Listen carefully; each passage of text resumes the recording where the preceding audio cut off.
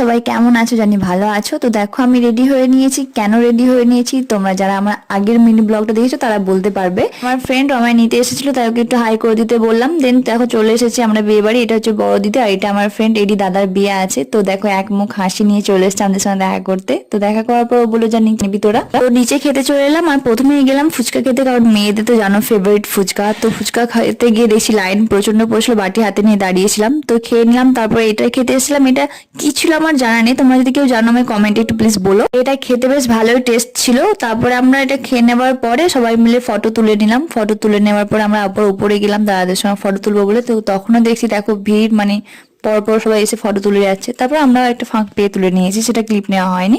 তারপর অনেক রাত হয়েছিল বলে খেতে চলে গেলাম। দেখো তোমাদের সঙ্গে মেনুটা শেয়ার করে নিচ্ছি। তো প্রথমেই চলে এলো ভেজিটেবল চপ। এরপর আরো 3-4টা আইটেম ছিল, সেগুলো আমি খাইনি কারণ সেগুলো খেলে আমার পেটে জায়গা হতো না। তো তারপর ভাত খেয়ে নিয়েছি। ভাতটা খাওয়ার পরে